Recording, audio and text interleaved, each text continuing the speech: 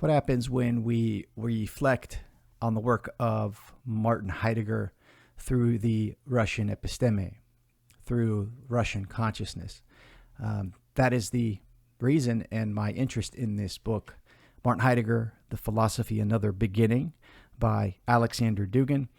There are many appreciators and detractors of Martin Heidegger. He is almost universally accepted as one of the most profound thinkers, at least of the 20th century, whether you love him or you hate him. He had a great impact on the French. That's where his work was translated, really initially in mass. So we have a lot of interaction between the Martin Heidegger's concepts and his work in terms of the French consciousness. He's been translated in English and been discussed and studied in academia, specifically in the English-speaking world in America.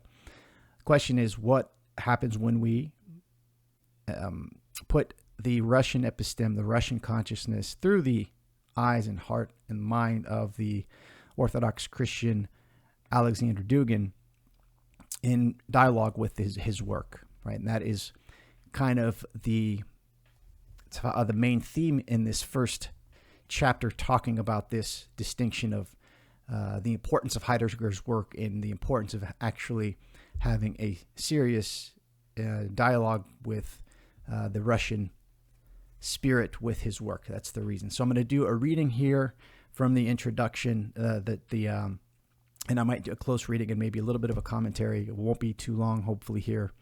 Let me know what you guys think. I have a Heidegger playlist where I've read from a lot of his works, and I'm going to add it to with this one here. So I'm an Orthodox Christian, and I know Adam Dugin is an Orthodox Christian. So his mind, his consciousness is shaped by his Orthodox Christianity, and I want to see what that looks like. You know, he's a serious philosopher, right? What it looks like, not in terms of an Orthodox context, but in relation to a person who has that soul. So there we go. And this was translated in 2014. I'm not exactly sure the date it was written. The book has a pretty significant index, a bibliography, and a glossary, which is really, really helpful. So let's get started here. You can tell that Alexander Dugin is holds Heidegger in the highest regard. You'll see here. So part 1, Meeting Heidegger, an invitation to a journey, thoughts and its authorities. Martin Heidegger is, to the greatest extent, a foundational author. He belongs among those figures in the history of thought that are unavoidable. Much can be omitted, considered optional, and pursued at leisure, but there are also other writings that demand careful and thorough study. Without them, our notions and ideas about thought, philosophy, and the history of culture will be defective, incomplete, fragmentary, and therefore unreliable. Heidegger is indispensable for anyone who lives in today's world and tries to at least somehow ground the fact of one's actuality, one's presence. Of course, more often than not, we do not have to speak of presence. After all, in Russian, the word presence etymologically means to be close to the essence. But who is close to the essence now? Perhaps we can at least ponder over actuality.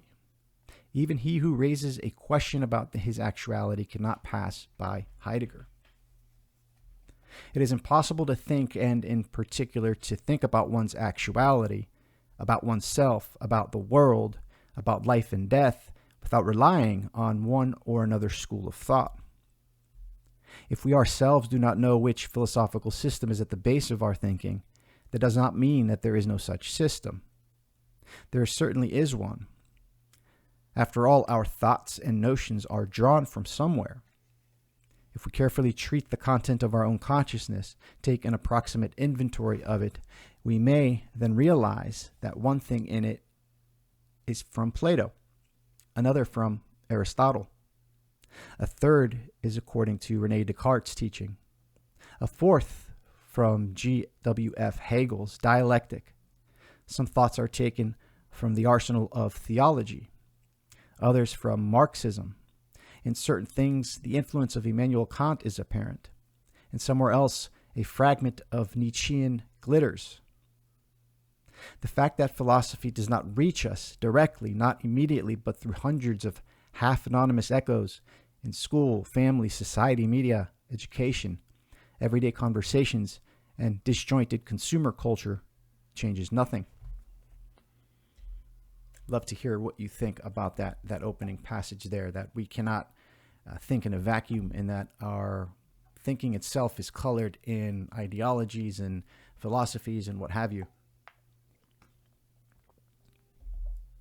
Continuing on, it seems that we think independently, but such an illusion arises only from ignorance or a poor education. It suffices to start working on ourselves, and it becomes obvious that we constantly quote, and more often than not, we quote those sources, the existence of which we do not even support. For precisely this reason, any person who wishes to think honestly will begin to locate the authorities and reference systems of thought in philosophy, science, and art. A thinking person is always somewhat of a philosopher. A philosopher always belongs to some school of thought. Either he follows religious philosophy, or he is a Kantian or a Hegelian, or a liberal or a Marxist or a Freudian or a positivist or a Nietzschean or a structuralist, or an advocate of the philosophy of life, or a solipsist, or an existentialist or a materialist or a Darwinist, etc.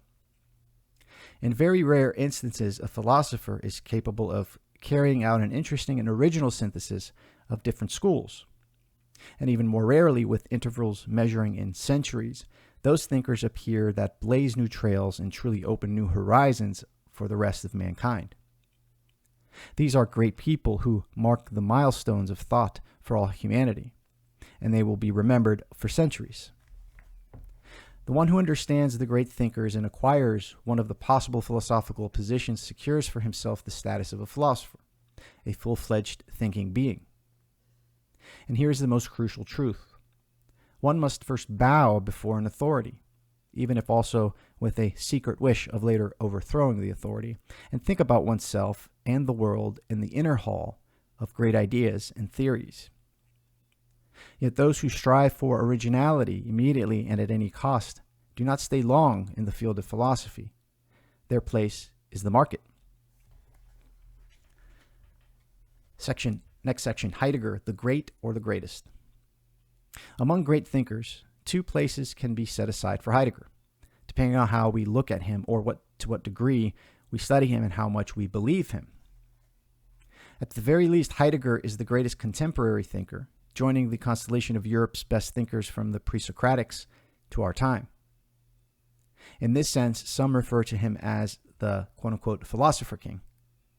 Even those whom his philosophy leaves indifferent, or those who disagree with it, recognize his indisputable greatness. Heidegger is universally recognized as a great philosopher of world history. No one seriously contests this kind of recognition, but some easily pass him by relying on other trends in philosophy, while others keenly respond to his message using his terms, Dasein, existential, angst, etc., allowing themselves to treat his thought with enthusiasm.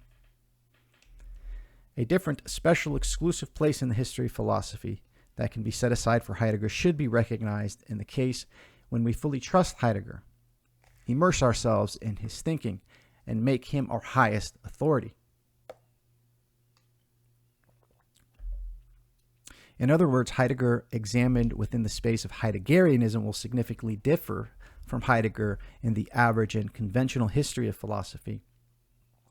In the former case, we will realize that Heidegger is not only a great philosopher on par with other greats, but in fact the greatest of them all. He occupies the place of the last prophet, concludes the development of the first stage in philosophy, from Anaximander to Nietzsche, and serves as the transition, the bridge to a new philosophy, which he only anticipates in his works. In that case, Heidegger is an eschatological figure, the final interpreter and clarifier of the most profound and enigmatic subjects in world philosophy, and the creator of a radically new way of thinking. As a result, we can view him as a figure in a religious pantheon, as, quote, an envoy of being itself, a herald and organizer of the greatest event, In it, the old history of the European world will end, and a new one, which has yet to exist, will begin.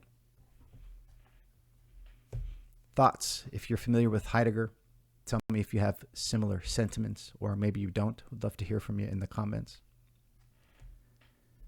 It seems to me that the second approach is more productive for a true understanding of Heidegger, even if at some time in the distant future it may be revised. It allows for full and complete immersion into Heidegger's thinking without hasty attempts at interpreting him through appeals to other authorities and to disparate traces they left in our consciousness. It allows Heidegger to communicate to us what he intended to communicate without hindrance. And only after accepting this message on general terms and believing in its importance and inevitability can we, if need be, take a certain position in regard to Heidegger. It is hardly necessary for everyone to become a Heideggerian forever, but this thinker is absolutely deserving of a certain amount of intellectual time, enough to be able to say with slight apprehension in one's own voice, it may seem, quote, it may seem that I understand a bit of his work, close quote. I think that is accurate. I think that is right in terms of engaging with Heidegger in good faith, regardless of the what is heard from him, about him by others. For some, this will take years, for others, decades. Others will slip when taking the very first steps. Yet the experience is worthwhile. By studying Heidegger, we study philosophy in its contemporary state.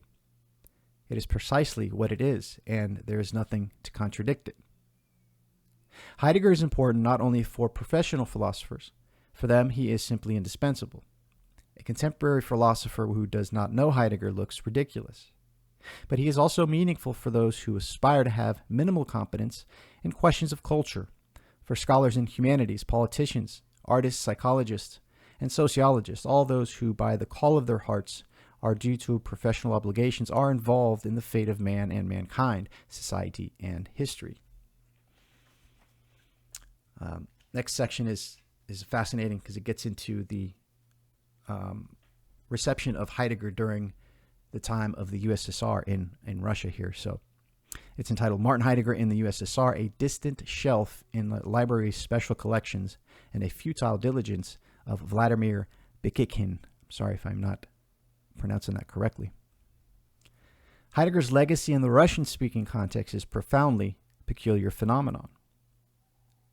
First, in the Soviet period, his works, his ideas, his philosophy, as well as his intellectual standpoint and his worldview were attributed to the most dangerous and unacceptable ideological compartments, placed in the most distant and closed-off sections of libraries' special collections, and were essentially considered non-existent. Any and all interest in Heidegger was looked at as a gnosiological crime or an absolutely futile pursuit. Even the criticism of Heidegger's ideas received little attention. Thus, Heidegger, like many other non-Marxist philosophers, was closed to late Soviet, not to mention early Soviet, philosophy. He was read, translated, and discussed, quote-unquote, underground, which affected the quality of these readings, translations, and discussions. Nevertheless, a group of Soviet philosophers led by the late Vladimir Bikikhin, the founder of the late Soviet Heideggerian school, reclaimed the right to engage in critical readings of Heidegger. This rather small group of scholars was responsible for the majority of extant translations, many of which were made in the Soviet era and circulated in samizdat. Samizdat were these underground pamphlets that were circulated during the time of great corruption and the worst of the USSR.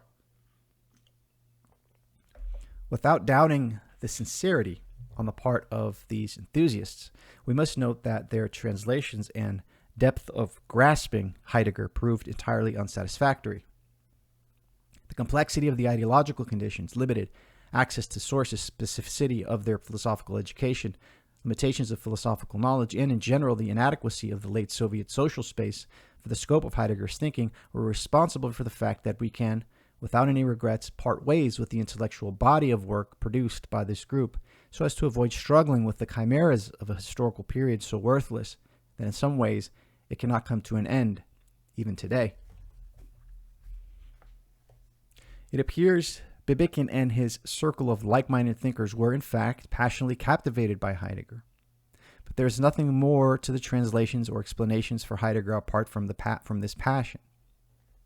It is completely impossible to read them since these texts are very expressive in terms of the conditions, efforts, and sufferings on part of Bibikin himself, as well as his translator colleagues. However, apart from certain accidental coincidences, these works say practically nothing about Heidegger, or worse yet, present such an image that makes one's hair stand on its end.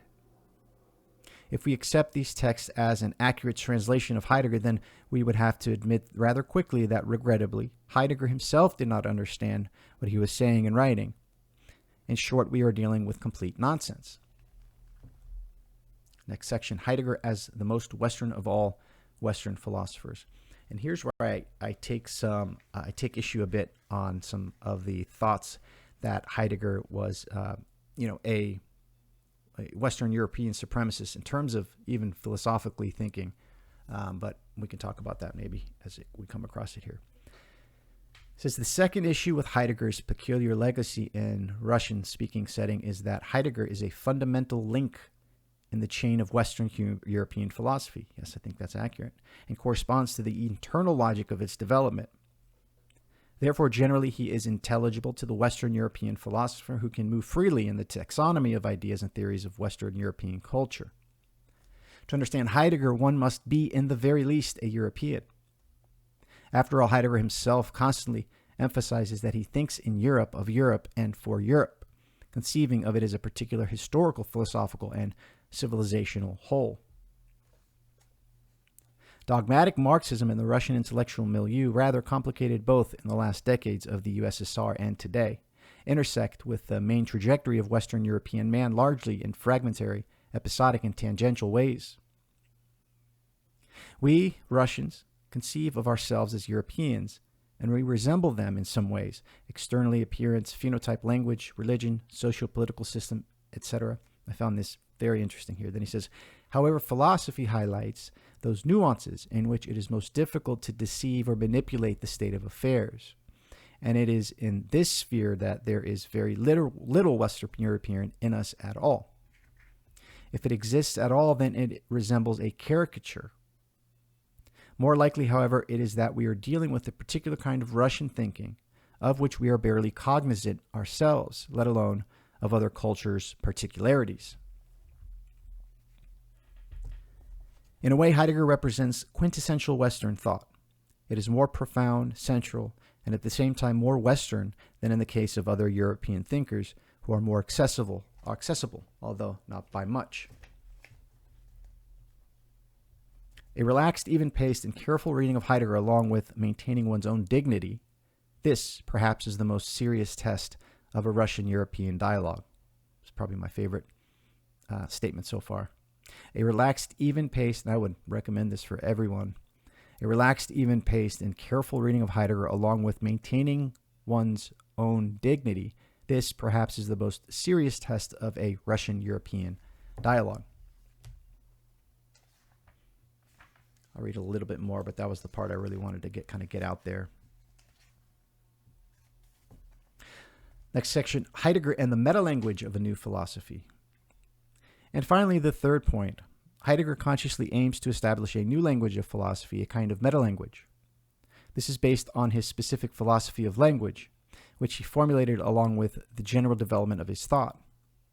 The essence of this approach, his meta-language, this philosophy of language, consists in the following, and there's 3 points here. 1, removing the influence of Western European philosophy and metaphysics, with their logic, grammar, implicit ontology, etc., on language and its structures, that is, rejecting the presentation of philosophical terms in the context of that meta-language that Western European philosophy developed and sanctioned over the period of its 2,500-year history.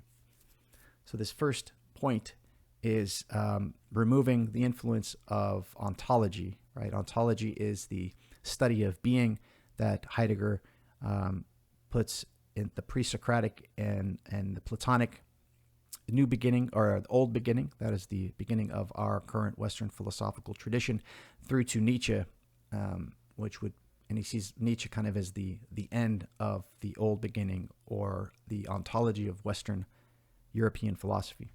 2, returning to words instead of terms, categories, and concepts, and their original meaning outside philosophy, their etymology, as well as their own pre-logical and pre-metaphysical content.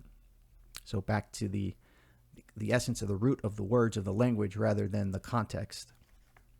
3, developing a new meta-language for a new philosophy which will be built upon the basis of words, disseminating information about being, capital B, and having a radically different trajectory from the kind of communication that was used in previous philosophical discourse.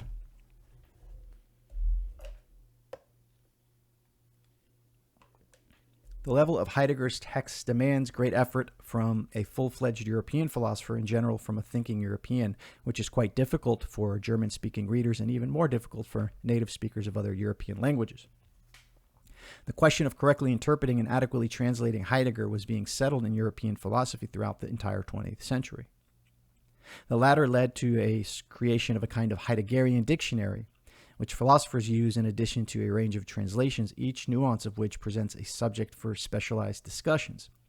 In addition to philosophers, other academics such as philologists, historians, scholars of antiquity, and psychologists are also involved in comprehending and translating Heidegger.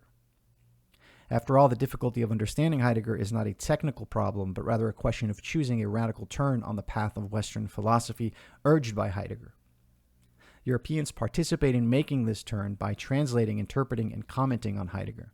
There are no fewer complexities in the translation of his texts into French or English than into Russian. Yet the best minds of Europe have struggled with this problem for almost a century, starting with those who read and attempted to understand him in the original form from the outset. Jean-Paul Sartre, for instance, owes much to early Heidegger, even including to the name of his philosophy, existentialism.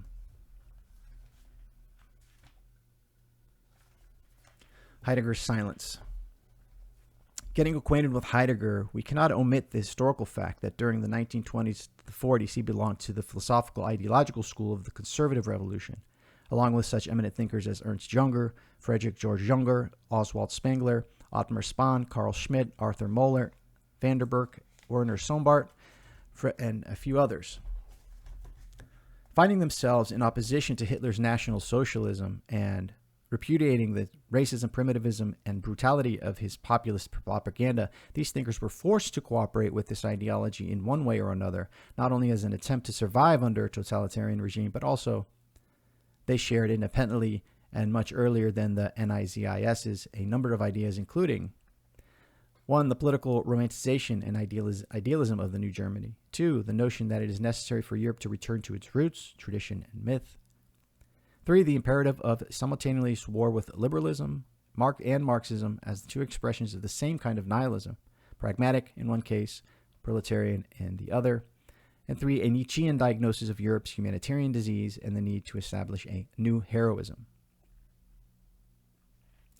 With that in mind, in the 1930s and 40s, Heidegger openly criticized those aspects of National Socialism that he considered erroneous from the standpoint of his philosophy. In his book, Introduction to Metaphysics, in particular, Heidegger wrote, quote, "The works that are being peddled about nowadays as the philosophy of National Socialism, which have nothing to do with the inner truth and greatness of this movement, namely the encounter between global techne and modern art, have all been written by men fishing in the troubled waters of values and totalities. It is important to note that the term, quote, National Socialism emerged in Germany to designate one of the schools of conservative revolutionary thought long before Hitler came into power. More important, prior to the formulation of Nazism as an ideology, only subsequently was it usurped by the racist theoreticians in Hitler's circle."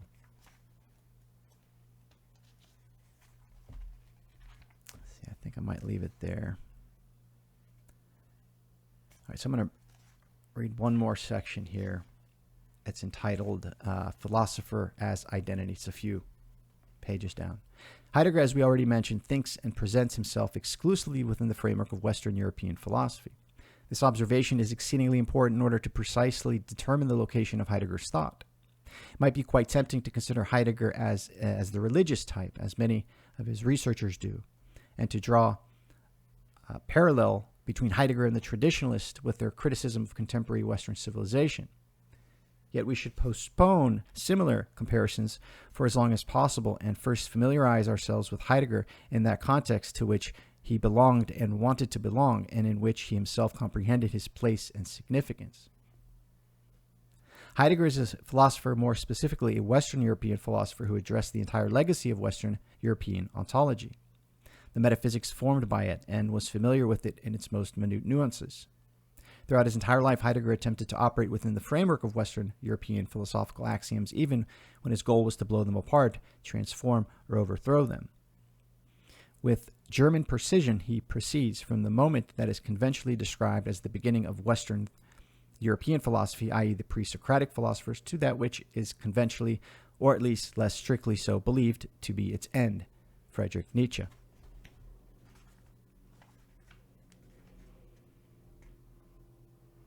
I think I'm going to leave it there for now.